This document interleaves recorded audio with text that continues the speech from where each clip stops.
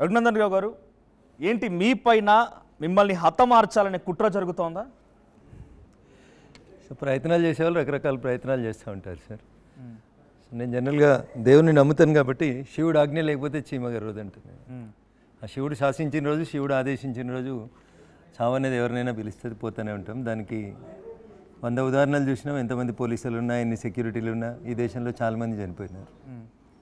So security lapses ఉన్నాయని ఇదని చాలామంది మాట్లాడుతూ ఉంటారు. ఈ దేశానికి ప్రధానమంత్రిగా ఇందిరాగాంధీ గారు చేసినారు. ఇంకా సెక్యూరిటీ ల్యాబ్స్ ఏముంటుంది? తన బంగ్లాలో తనున్నది, బంగ్లా చుట్టూ బందోబస్తు ఉన్నది, అయినా బందోబస్తులు ఉన్న ఒక ఆయనే కాల్ చేసినాడు. కాబట్టి సెక్యూరిటీ ల్యాబ్సెస్ ఉంటాయి, ఏదో అవుతుంది. ఇట్లాంటి విషయాలు నేను నమ్మను. Your fate is already return. మీరు పుట్టినారు అంటే ఇంకా గిట్టక మానది కాబట్టి ఏదో ఒక రోజు పోతాం. టెంపరీగా వీడాడు కొన్ని చిల్లర ప్రయత్నాలు చేస్తూ ఉన్నారు. బెదిరిస్తే రఘునందన్ రావు భయపడతాడేమో, మావోయిస్టుల పేరు మీద భయపెట్టిద్దాం, లేదా ఐఎస్ఐ తీవ్రవాదుల పేరు మీద భయపెట్టిద్దాం, యాక్టివిటీస్ తగ్గిద్దాం.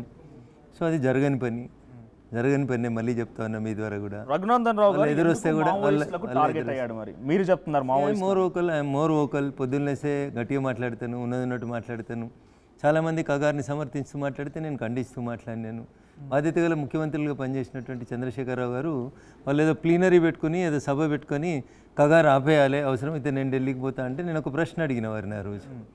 మీకంటే ముందున్నటువంటి ముఖ్యమంత్రి రాజశేఖర రెడ్డి గారు శాంతి చర్చల పేరిట చర్చలు జరిపిండు మావోయిస్టులతోటి. చర్చలు అయిపోయినాక 6 నెలల తర్వాత ఏం జరిగింది? మావోయిస్టుల విధానం ఎట్లుంది, రాష్ట్ర ప్రభుత్వం విధానం ఎట్లుంది? ఒకవేళ వాళ్ళు చేసిందంతా తప్పు అయితే మీరు ఇప్పుడు ముఖ్యమంత్రిగా 10 ఏళ్ళు ఉన్నారు కదా, మీరు 10 ఏళ్ళు ఉన్నప్పుడు ఎప్పుడైనా శాంతి చర్చలు జరిపినరా? మీరు ముఖ్యమంత్రి అయినాక 6 నెలలు కాకముందే కదా ఆడపిల్లలను కూడా చూడకుండా వరంగల్ ఎన్కౌంటర్లు చేసి చంపారు, యాసిడ్ పోసి చంపారు. అంటే అధికారంలోకి రావడం కోసం మావోయిస్టులను ఒక టూల్ లాగా వాడుకుంటున్నారు. కగారు నాపమనే నైతికకు చంద్రశేఖరరావు గారు కానీ కాంగ్రెస్ పార్టీ కానీ లేదు అని చెప్పినాను. సో అప్పుడు స్టార్ట్ అయింది కగారుకి సంబంధించి. ఎప్పుడైనా మీలాంటి మీడియా మిత్రులు ఎవరైనా ప్రశ్నలు అడిగితే సమాధానం చెప్తా ఉన్నాం. తుపాకీ పట్టుకుంటారు, ఈ భారతదేశ రాజ్యాంగం వద్దంటారు, మేము దేశం మీద రాజ్యం మీద యుద్ధం ప్రకటిస్తున్నాం అంటారు. మీతోటి చర్చలేంది అంటున్నా. కుడి చేతిలో తుపాకీ పట్టుకొని ఎడమ చేత చర్చలు అంటే చర్చలు ఏముంటాయి? ఇట్లా మాట్లాడితే నచ్చదు.